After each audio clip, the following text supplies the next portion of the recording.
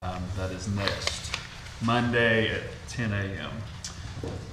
First on our agenda is approval of minutes, March 27th, 2023, 5 p.m. council work session, April 3rd, 2023, 5:30 p.m. council work session.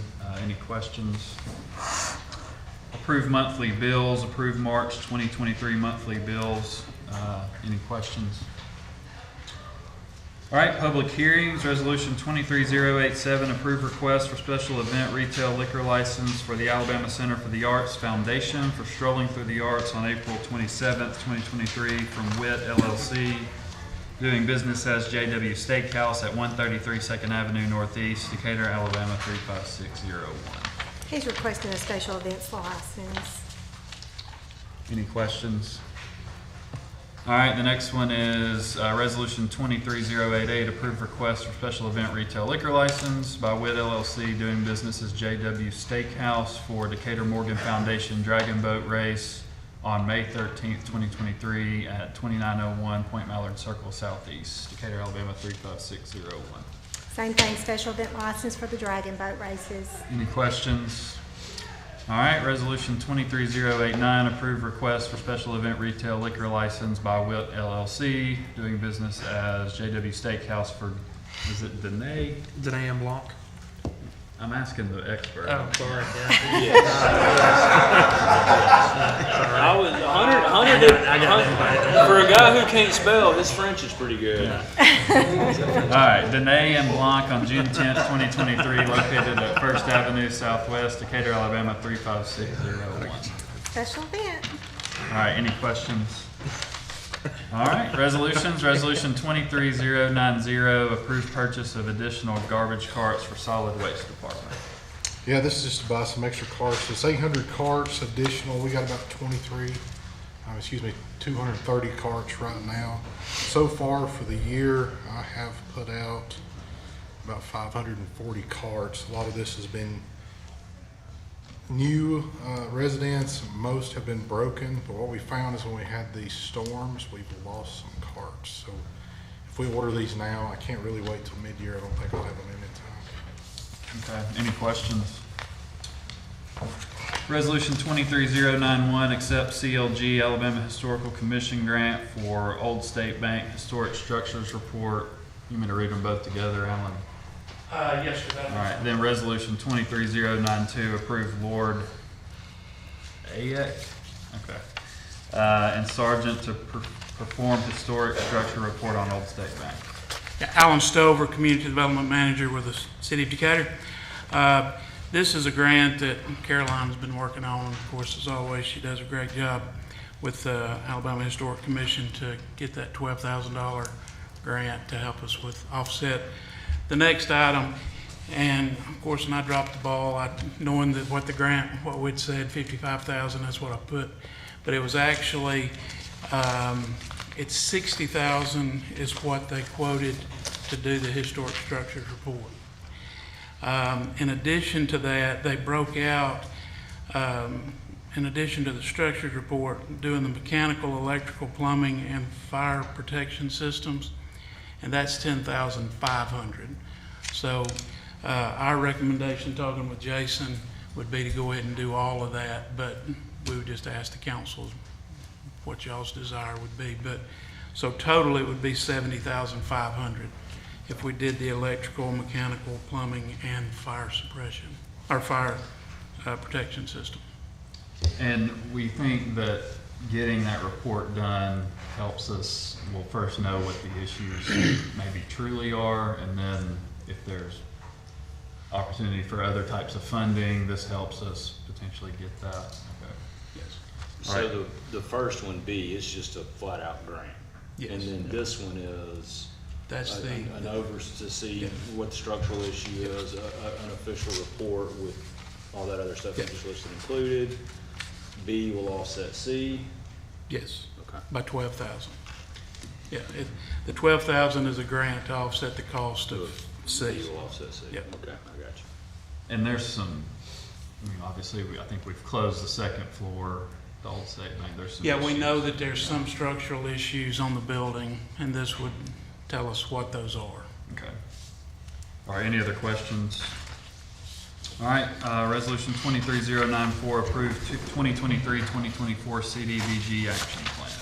We did get our award, our announcement that our allocation for CDBG this year is $40,113,317. I like it. Sorry about that. Thought I cut that off. Family ties thing. 3-minute timer already. So with that 40,317, we have to do a yearly action plan each year. We have 5 activities this year that we're proposing.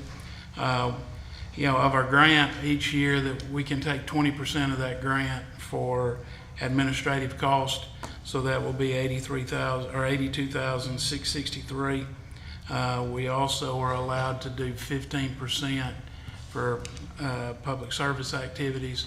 That is youth services, Commission on Aging, our senior program that we do, Turner Searles, along with 4 or 5 different smaller grants.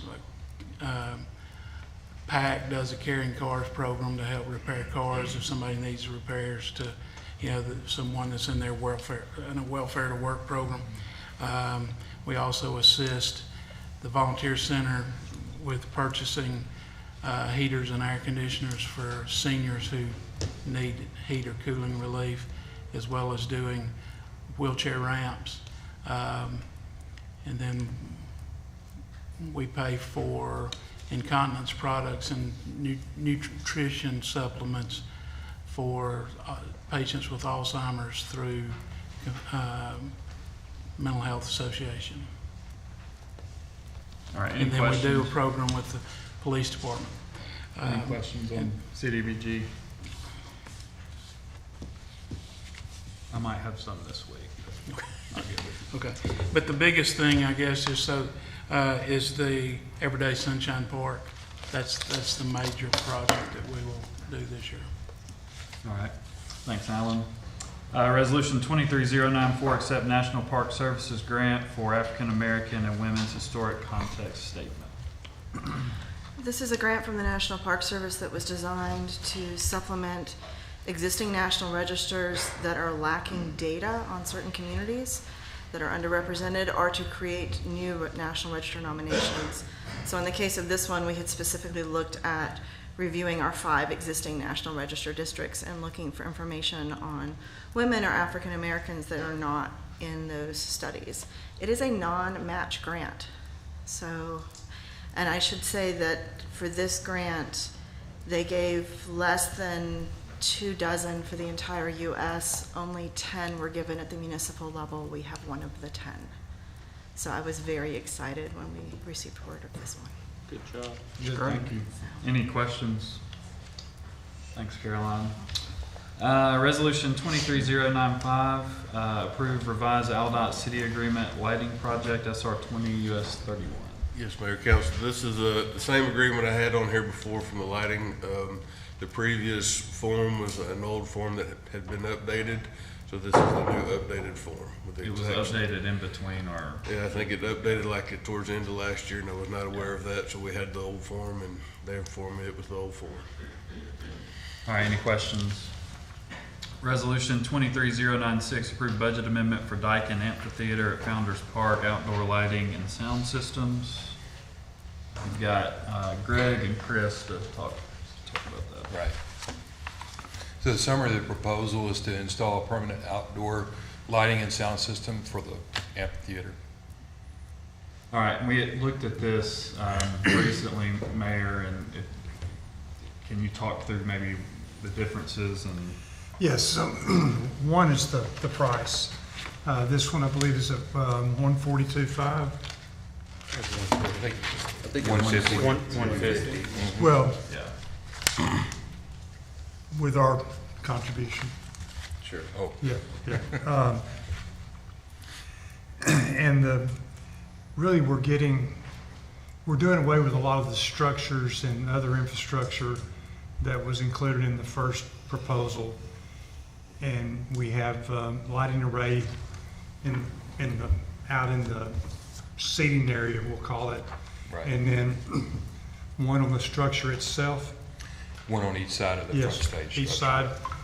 And then sound, obviously, on the structure. Yes, sir. Engineering is included in that. Yes, sir. Why don't you talk about some of the other features that? Well, you know, the actual sound system actually is going to make it to where a lot of uses can actually come out of the amphitheater.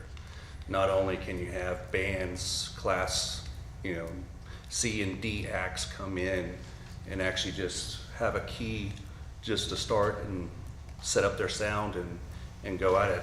The other proposals, I didn't really see anything for bands to be set up. It was just a sound system and lights.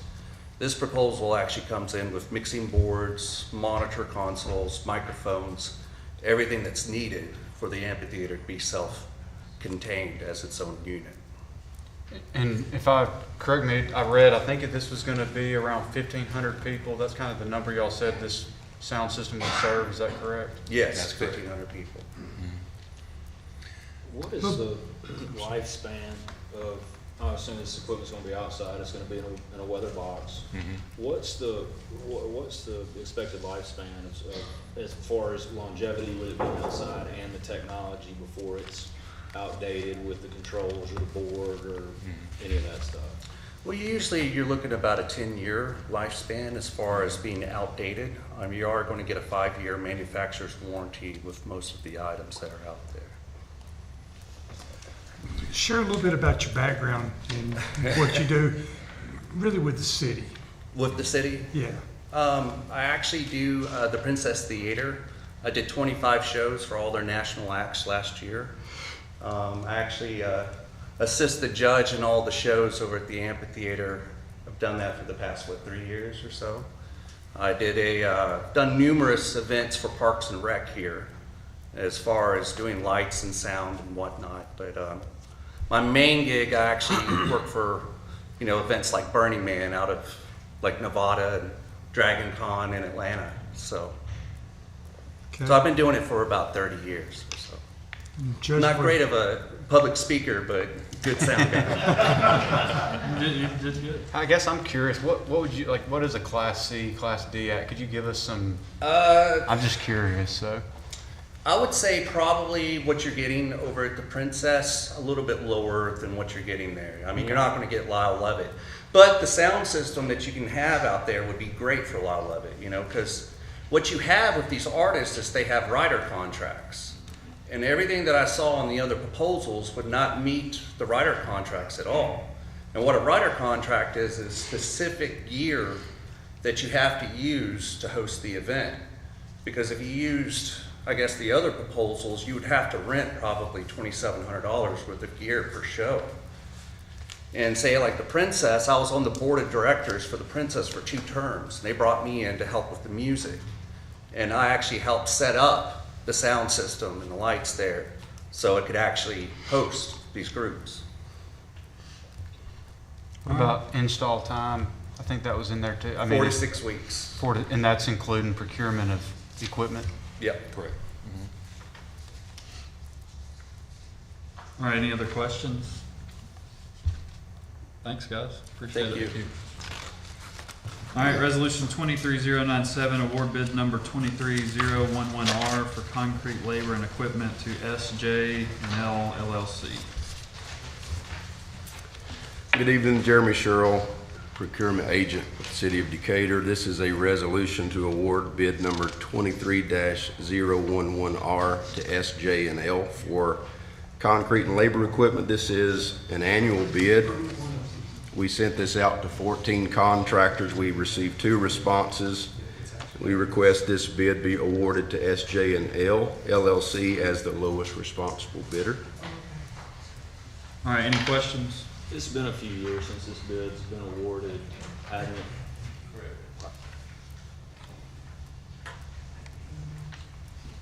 All right, any other questions? All right, resolution 23098, award bid number 23013R for alternative daily cover material at landfill to LSC. Yes, this is a cellulose type material that's mandated by permit, and it serves to control disease vectors and suppress fires, minimize odor, hinder scavengers, and eliminate blowing litter. This request for bid went out to 8 vendors, received 2 responses, and requesting that the bid be awarded to LSC as the lowest responsible bidder. All right, any questions? All right, resolution 23099, approve untie fiber, is that right, or is it unit? Unity. Okay, unit fiber, Southern Light Fiber Optic expansion.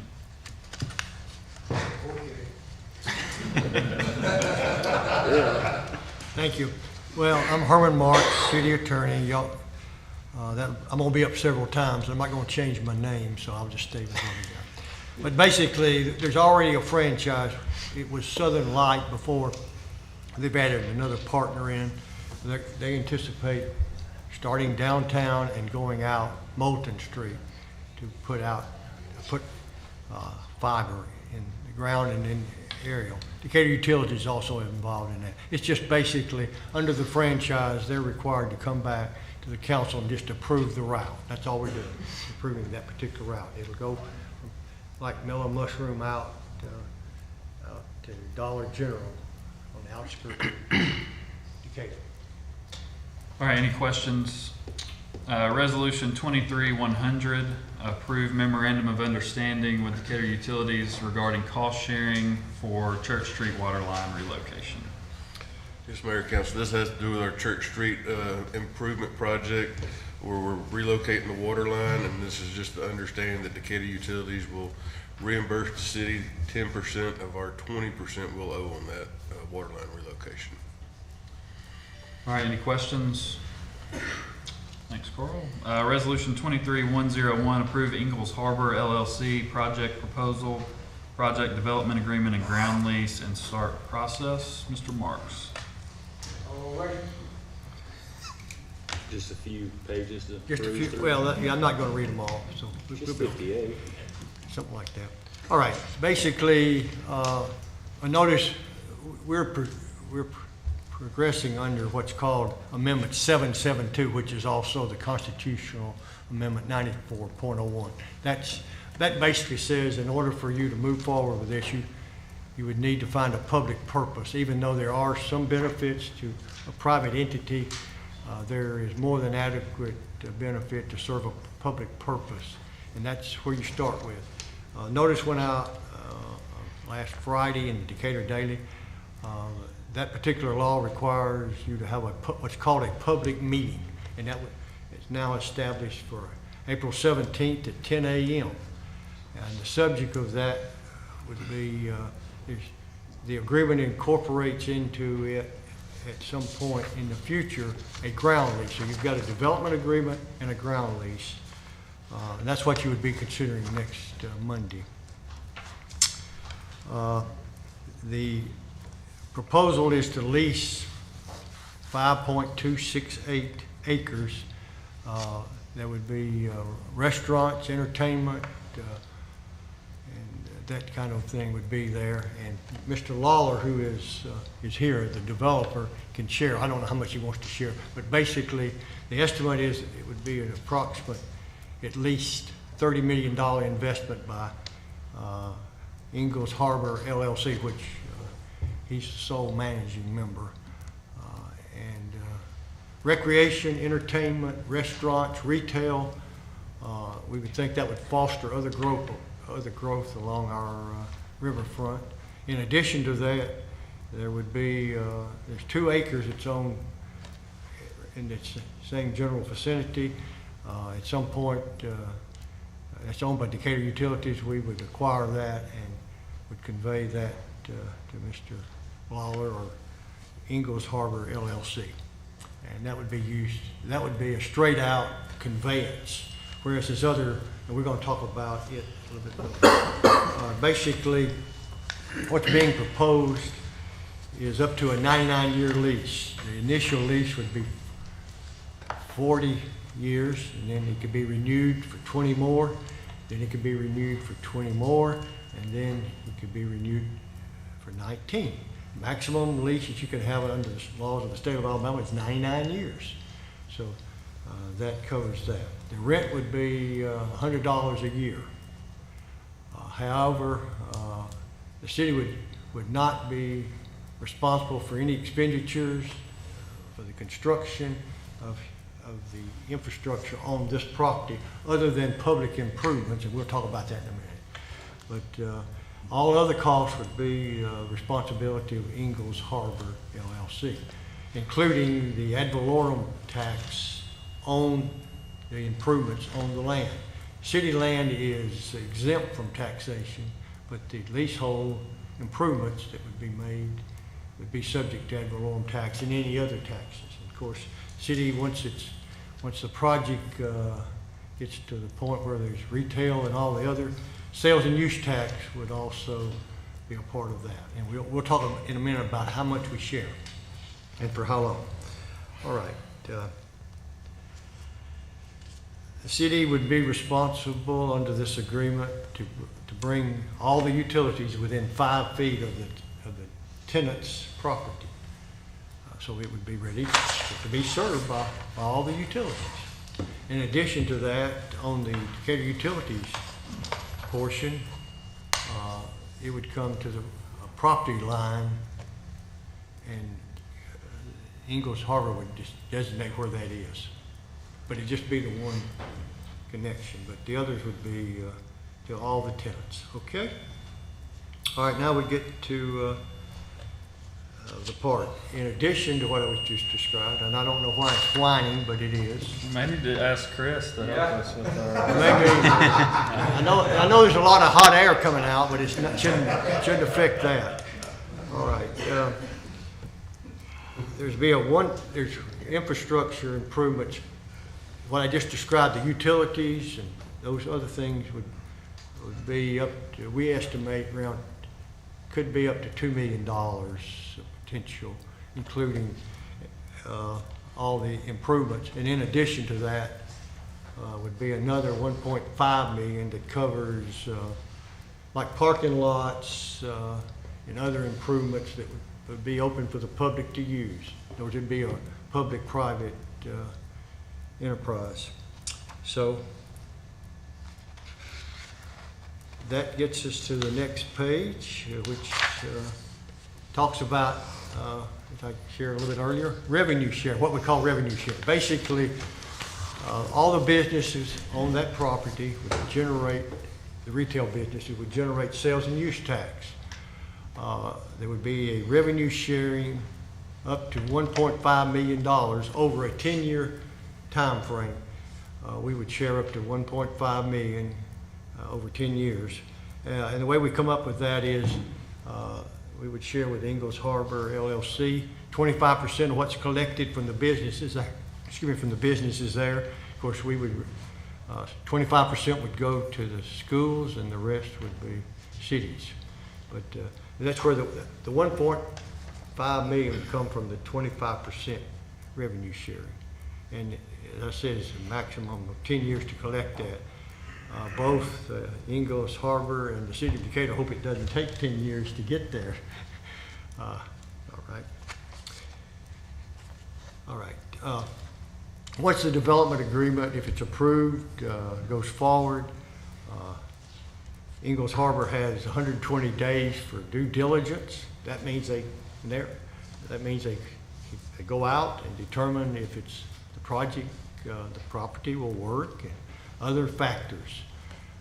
Then they would bring within that time frame a development plan where the city would review the development plan. It basically spells out what's going to be there, drawings and all that to give the council an idea of what's proposed. The council has 90 days to respond to that. And the reason for the 90 days is not that, because it needs to go to the Planning Commission and other bodies within the city to be reviewed, because it involves streets and how they access other things, how you access this property. So that's the reason for the 90 days, and it takes, and it may have to be some subdivision of the property that had to be approved. So that's why that, okay. If after that, it's decided that we need to make adjustments to the original plan that was submitted by Ingalls Harbor, then sent back to them, and they have 90 more days to come back with another revised proposal. And then we would have 90 days from them, up to 90 days. We certainly don't want to use more than we need. All right, once that's accomplished, then you go to the ground lease. The ground lease is not entered into until the development agreement, and these items are also, you got the development agreements approved, TVA approval, because it's up against TVA, and they have the ability, the water level and all that. There would also be a submittal of what the developer, what his, the company's portion would be of that total development cost, how they're going to finance it. In other words, basically a finance plan that he would bring forth, and it would be acceptable to the city. And then he would also show,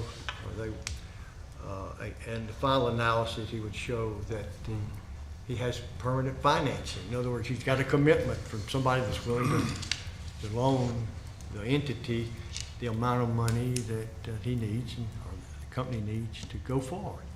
And that basically, in a nutshell, gives you an outline of what we're talking about. You start out with a development agreement. Once that's worked out, then you go and do the 4 items I just mentioned. And we enter into a ground lease, as I've already shared, of up to 99 years. The developer could not assign. Of course, he could certainly put up a leasehold mortgage. That's understood. That's part of the plan. But he could not transfer it to somebody else until the project is the initial completion is done. After that, there is the opportunity to assign it, but anyone that it's assigned to is required to have at least a net worth of $5 million. So anyway, if there's any questions, that's basically the outline. Of course, this was, as I said, published in the Decatur Daily.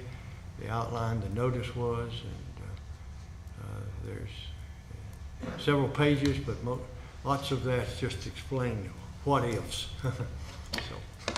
But it's something that the city has tried to see that could occur. In other words, to develop along the river or the water front, and bring restaurants, retail, recreation, entertainment. It's a package that has that potential if you choose to go forward. Okay? All right. Now, any questions? Okay, I have a few, and I emailed most of them to you, and you covered them here. But right now, with ad valorem tax, $0 as it sits now. Yeah, the land is exempt from ad valorem because tax it's because it's ours. owned by the city. That's right. That's So not generating any tax, ad valorem tax. That's So right. if we enter into this agreement, it will start generating tax. On the leasehold. On Yes, the the answer is leasehold. yes. Okay. Yes. Which is the same thing with sales and use. Right now, it's generating 0. Even though we do Well, we do sell some ice over there somewhere, but no, I'm some kidding. ice. No, it's not generating any Right. sales and use tax. But if we enter into this agreement and start this plan, then we'll essentially abate up to 25% of it on the revenue sharing. We'll share 25%, yes. So even then, it's still way more than we're generating off of it now. Yes, sir, and that's just for 10 years. Well, Or up maximum, to- we hope it's less than that. We've already said. Up to 1.5 or 10 years. Yeah, that's right. Yes, that's right. Correct. Herman, when we have fishing tournaments, what are those boats that park over there now? Where do we intend to park those guys? I'm sorry, what now? We have fishing tournaments where those guys park over there now with their boats and their trailers and all of that stuff. Where do they park? Where do we intend to move those people That's to? outside the scope of my knowledge. I'm Okay. sorry. I would think to the south and east, but Yeah, you can. Patrick, if you want to come, but We're just out of he will be at. This is Patrick Lawler. He's the developer. Patrick, thank you so much for being here. It's a great Say my question. I name. appreciate the question. I just don't know the answer. Where you from? Patrick Lawler, 3424 Creek Path Road, Gunner, Alabama. You had a question about the parking. We'll have adequate parking in this development for our facilities. You know, so I don't really think it'll affect that in any shape. No, but you'll have adequate parking for your facility Uh-huh. and for the use of those businesses that are gonna be there. But right now, we have It's new fishing parking. tournaments that, Is there not adequate parking there for the fishing tournaments now? And I'm asking. yeah, I mean, well, I was told by one of the fishermen that even when we have the big tournaments, that it's like pulling teeth to find, you know, once it Yeah. fills up. So I'm just wondering This how should not that, impact that whatsoever. should not impact that at all. Should not new impact that at all. parking. Yeah, this will be new parking with the. Let me ask you, Herman, when we're going to acquire, what, 2.5 acres from Decatur Utilities and, Approximately 2 acres. Approximately two. okay, and give that, pass that on to him, are we absolutely certain that we're not gonna need, an expansion on that treatment plant in the future? I can answer He that. can answer that. He's been talking to, Mr. Ladd's been talking to Decatur Utilities. These are very good questions. Yeah, and we'll try to make sure somebody from DU is here next week, but, But we're voting on it next week, they should be here this week. well, that's fine. I can get you the answer. As far as an expansion, I don't think there's anybody that would ever guarantee that there couldn't be an expansion, ever. I mean, that's like, we don't know if we could guarantee we need an expansion of City Hall, but I think in their projections, they have adequate plans, the board, because I had the same question, because we are taking up part of that property. Their plans would potentially be to do that on the north side of the river. They only see an issue if there was a lot of residential development north of the river, you know, over the next decade or two, and they could address that there. They did not have concern. I'm not a utility guy. When talking to them, they did not have concern about giving up that 2 acres. But I seriously doubt they will guarantee that they don't need to expand the wastewater plant. Yeah, and I guess my concern though is that an expansion is different than if Decatur Utilities gives this up. Then an expansion of the existing plant is gonna be completely different from having to build a new plant to accommodate that. It would be Like a satellite similar, it would kind be a smaller plant on the north side, Yeah. but yeah. Not the cost of a rebuilding that's already there. But that question has been asked. Yeah, And if okay. we don't like the answer, we'll have to vote for it. Well, that's true.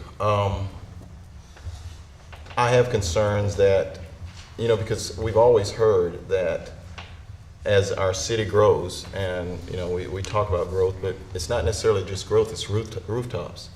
And it's not necessarily associated with population, but it's associated with rooftops. And the more rooftops we have, the more need we're gonna need for that water treatment facility and the expansion of that. And so I'm concerned that in the future, when, I mean, again, I don't know that anybody can say with all definitiveness that we are not going to need to expand that. And if we do have to expand again, we're looking at a new build rather than an expansion if that happens. Potentially. So, yeah, but that's what we talk about all the time is growth. And that's our goal, is growth. And if we do grow, then we're gonna need to expand that. And I'm concerned that if we give that, if we give that property away, that it's going to impact our citizens in cost and other ways. But I would love to have had somebody here from Decatur Utilities to explain why that's not a factor at this particular point. Yeah, and I will say this too about that piece of property. I think the idea was to wait till maybe we got this agreement ready. They don't have a legal description yet of exactly what that property size is or exactly what it looks like. So their board has not, obviously, they're not going to take this up till we potentially move it forward, and the agreement can't move forward if they don't give up if they aren't willing to give up that acreage. So they will definitely, that is a concern of theirs, I'm sure, is potential expansion that I would expect them to have a good plan and answer for based on the growth projections that maybe they would see. But That question has been asked, and I think they would not feel comfortable conveying that property if they don't have a good plan for that. Is that everybody? That would be a board member and general manager Okay. that I've spoken to, so no, not everybody. Okay. I just. The chair of the board and general manager. Yeah, I don't know that everybody at DU would share that same opinion, but. And I will not and have not spoken to every single employee at Decatur Utilities. Yeah. All right. Do you have any more questions? Yeah, I mean, those were the ones that I have about parking for, because we get a significant amount of revenue from our fishing tournaments. Yeah. Significant.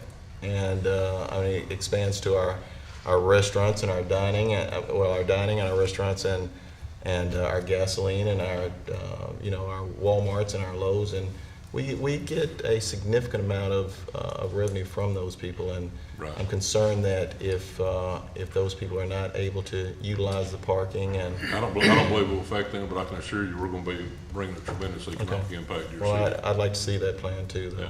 That- Yeah, I think this would be a welcome development to the fishermen and the tournament alike, so. Yeah, I think they'll complement each other. We had the same thing in Gunnersville, they're concerned for that, but I think you can talk to any of the city officials over there, and I think they'll pretty pleasantly surprised with the increase in revenue from taxes, and the other merchants, downtown merchants, are seeing a significant increase in their business also. It brings a lot of people to your city. Yeah, well, with all due respect, I mean, we're in a different situation than Gunnersville though, but, anyway. Interesting. Thank you. I don't want to, basically, let me also share one other thing, and it's, if Ingalls Harbor chooses not to come forward, then it ends. The only potential cost they would have is to put the land back like it was if they disturbed it. And the same with the city. If we do not go forward, then the agreement ends, and there is no further responsibility on the part of the city.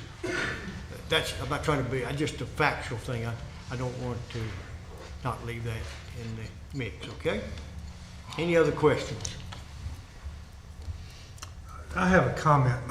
I want to say thank you to Harmon for the work that you and our legal team have put into this agreement. Countless hours working with Patrick and his legal counsel and David Jones.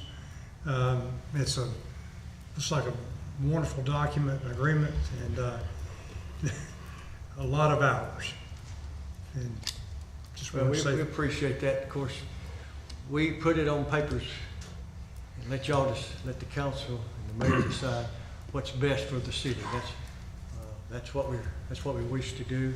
That's what we've been striving to do, is to put it where it can now be decided by the council if we go forward or not. And I appreciate those comments, but Patrick said we could get it done if the lawyers didn't mess it up. that's true. I appreciate that, and I don't think we did not try to. So we'll let others decide. And Herman, if you don't mind, this particular item with the development agreement and the ground lease are resolutions that will be voted on next week, and we do have an ordinance. Yeah, it's that on, yeah, that's a good point. It's on the. And you can go yeah. ahead and cover that. I'll if you cover want. that, that'll be great. All right, in order to either convey property or lease property, you have to determine that it is surplus property, that's not needed by the city.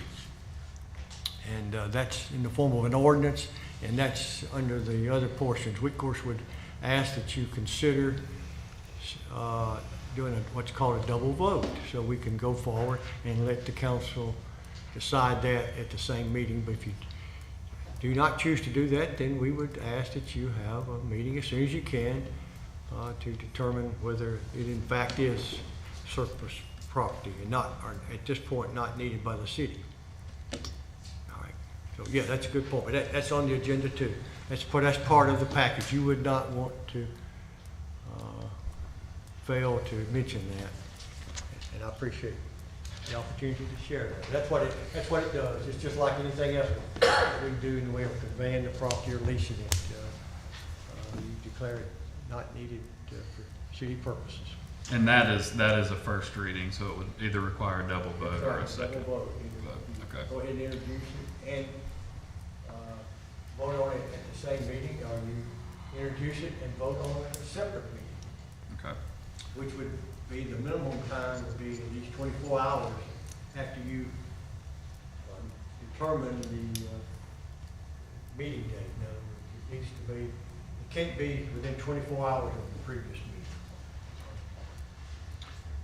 All right, any other questions on either the ordinance or resolution?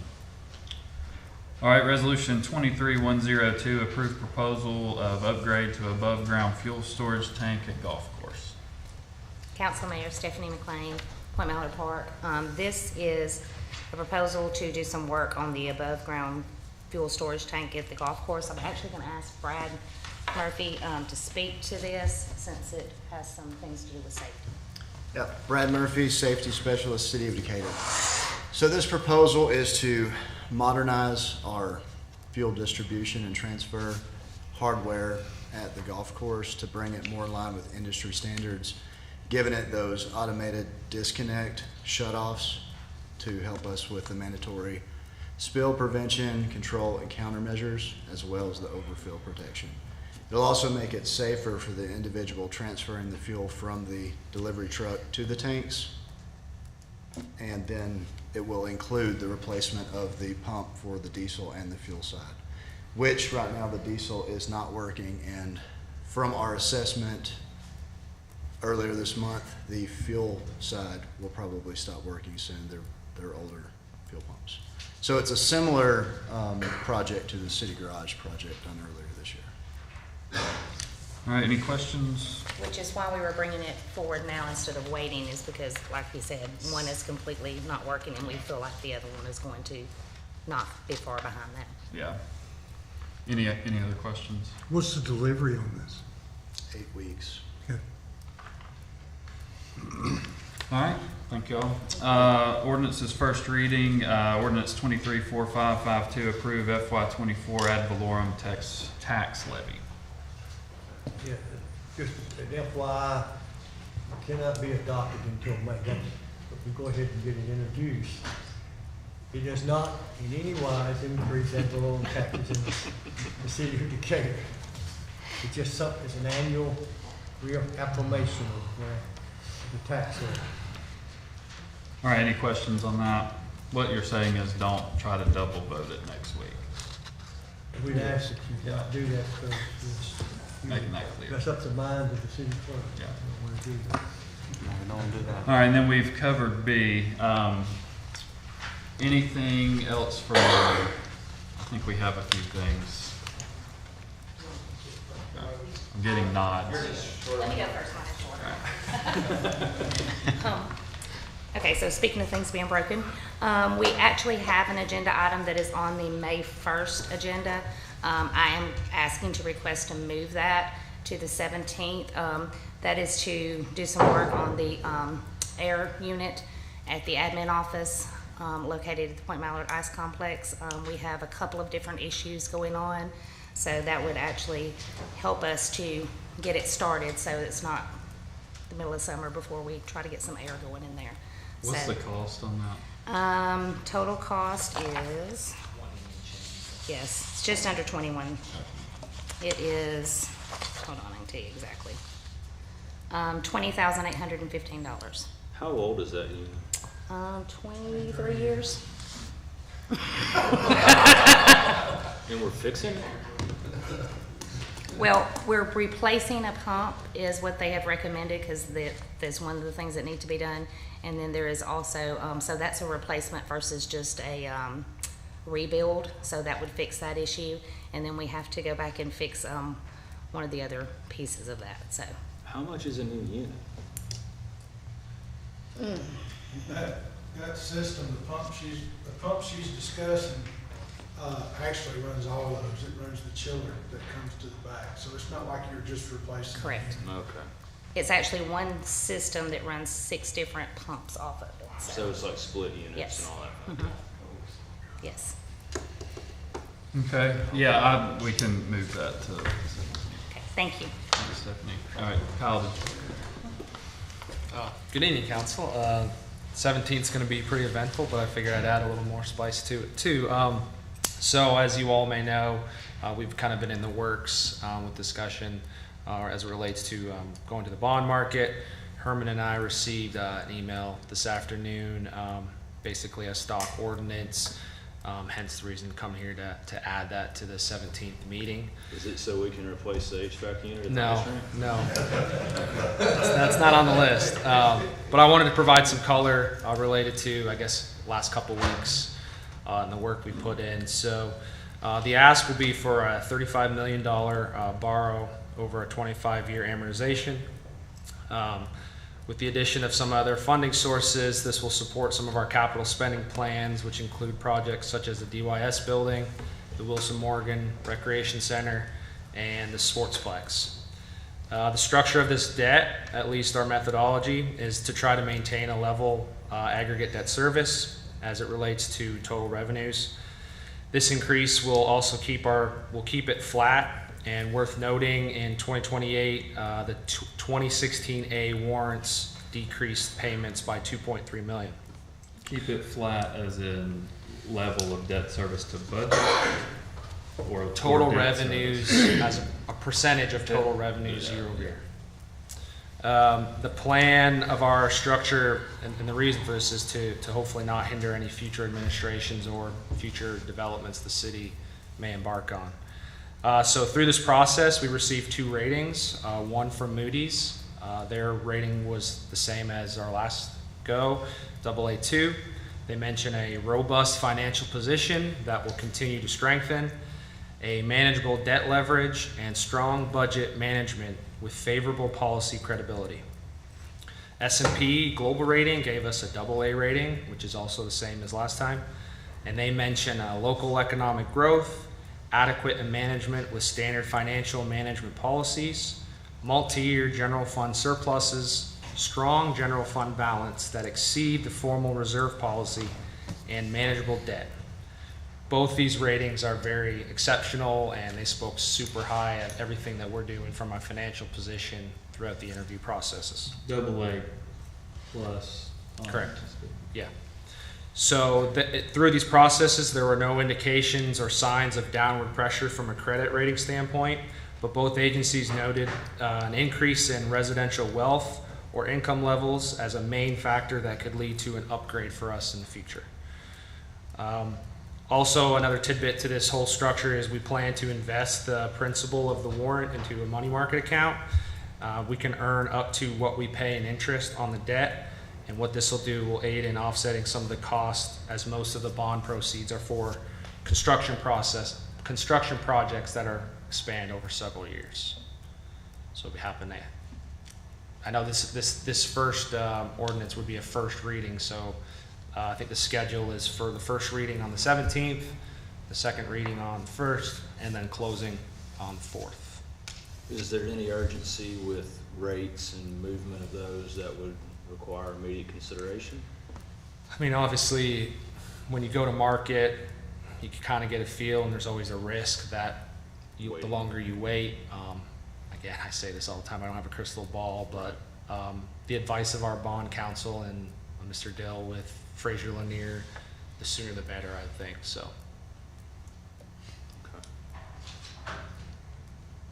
That double vote would be helpful, but that's occurred.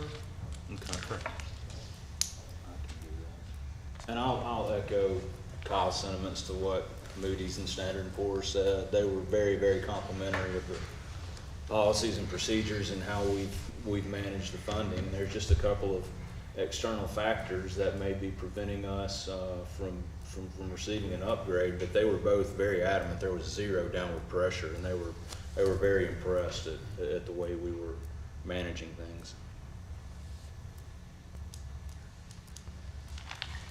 All right, yeah, we can get that added to the 17th.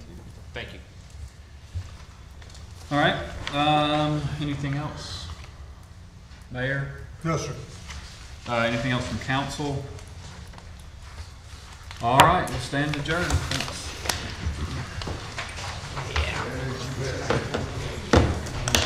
All right.